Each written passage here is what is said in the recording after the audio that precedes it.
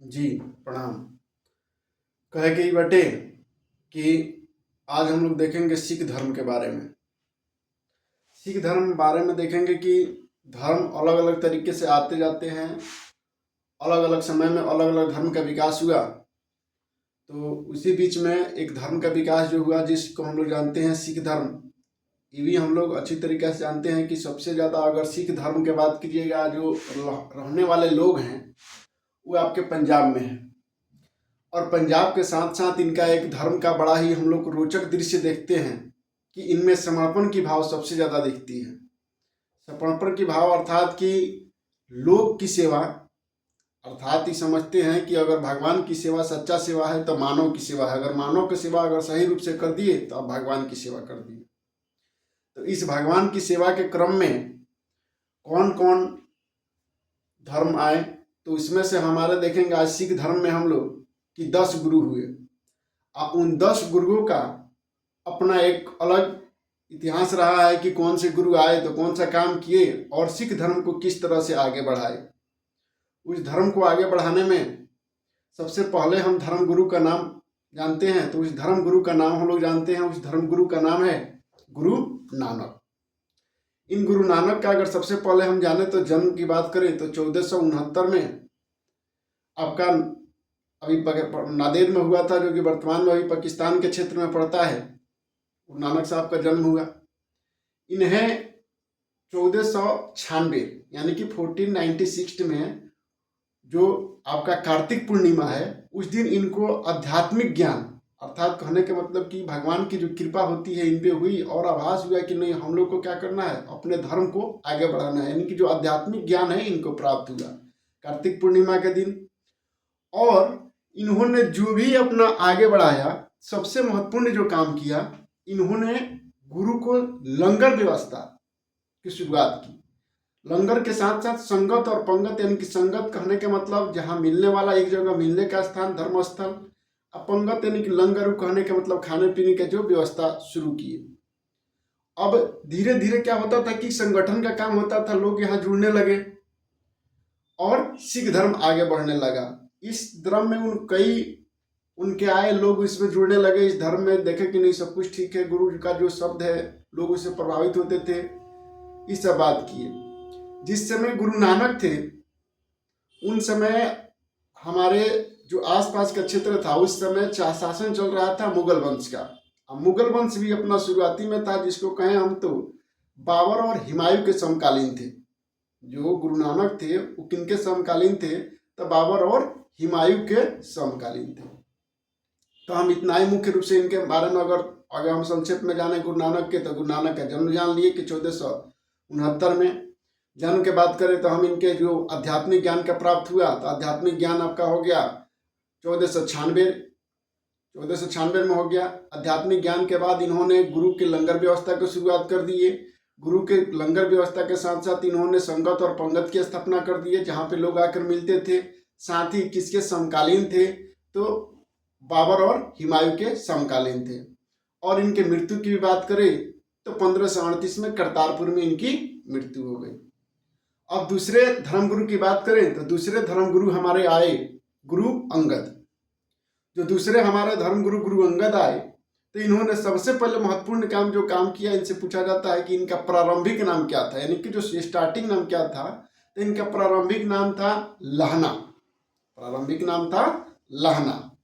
और इन्होंने क्या किया, जो गुरु नानक ने लंगर जो संगत पंगत व्यवस्था शुरू की, तो इन्होंने लंगर व्यवस्था को सबसे पहले अस्थाई बनाने का काम किया। कौन? गुरु अंगद। गुरु अंगद ने गुरु अंगद व्यवस्था को अस्थाई बनाए।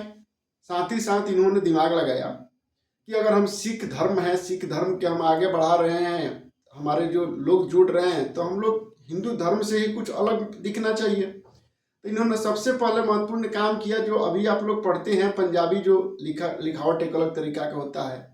तो इस मुखी का जो लिपि का आविष्कार है, गुरुमुखी लिपि, उस लिपि की शुरुआत किए थे गुरु अंगद।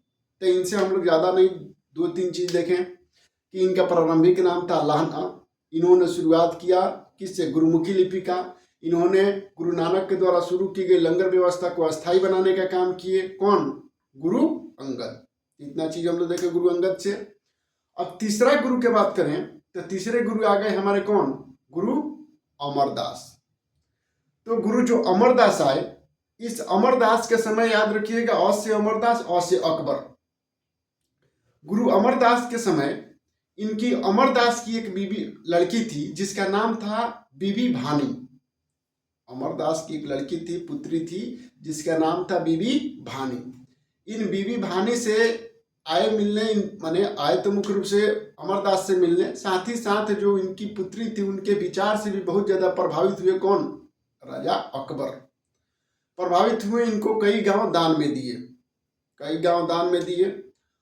अब जो अमरदास थे इन्होंने अपने धर्म को आगे बढ़ाने के लिए किया कुछ ऐसा कि इन्होंने 22 मंथ, जो महंत जो गद्दी कहा जाता है, स्थापना किए और उस गद्दी पर, प्रत्येक गद्दी पर एक व्यक्ति को स्थापित कर दिए।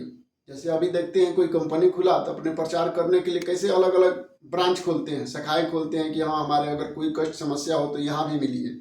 उसी तरह जो हमारे अमरदास थे 22 महंत का स्थापना की और प्रत्येक महंत यानी जो गद्दी था उस पर एक महंत का स्थापना कर दिए। तो इनसे हम 2-3 चीज देखें। और अमरदास से सबसे एक महत्वपूर्ण बात, अमरदास से एक सबसे महत्वपूर्ण बात कि इन्होंने जो हिंदू का विवाह पद्धति है इससे अलग, इनसे अलग विवाह पद्धति एक शुरुआत की है जिसको हम लोग बोलते हैं क्या, लवन विवाह पद्धति, जो सिख धर्म में अपनाना शुरू किया गया था। इस पद्धति की शुरुआत कौन किए थे, गुरु अंगद किए थे।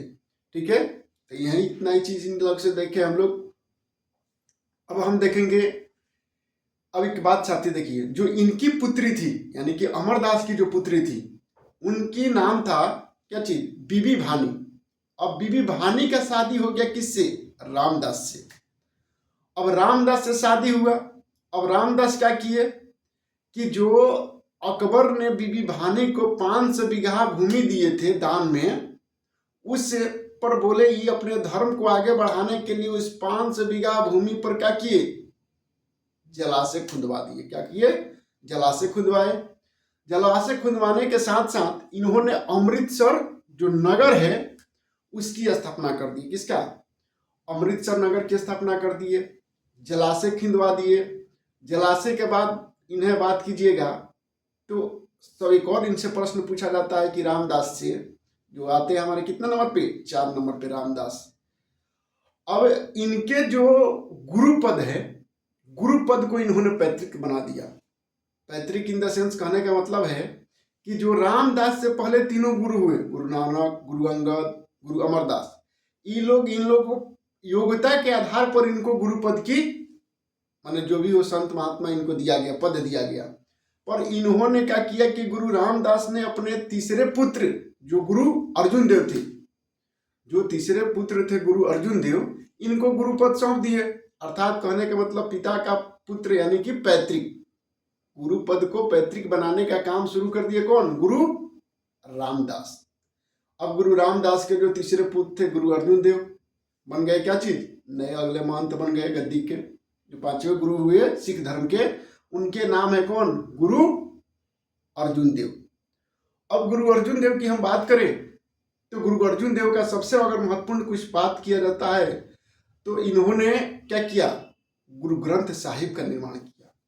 इन्होंने कहा कि जो हमारे गुरु नानक थे वो एज ए सिंगर के रूप में, एज ए गीत के रूप में जो गाना गा कर गए, अपने गान के माध्यम से जो लोगों को प्रवचन देते थे, तो समय के साथ लोग धीरे धीरे भूल जाएंगे। तो इन्होंने क्या किया कि उनके द्वारा जो भी शब्द बोला गया, जो भी गीत गाया गया, उसको एक पुस्तक का रूप दिए। उसी पुस्तक को हम लोग पढ़ते हैं क्या, गुरु ग्रंथ साहिब के नाम से।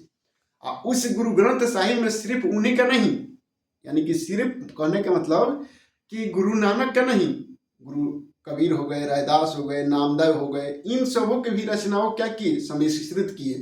तब उसने इस ग्रंथ का निर्माण किए। कौन, गुरु अर्जुन देव।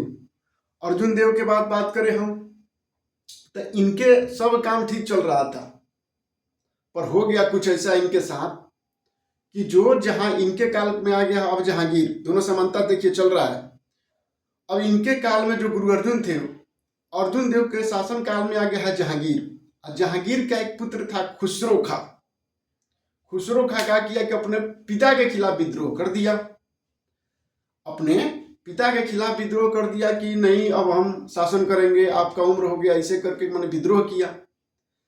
यही गलती कर गए कौन? गुरु अर्जुन देव। गलती कुछ ऐसा कर गए कि इन्होंने क्या किया कि जो खुसरो खां था उसका समर्थन कर दिए।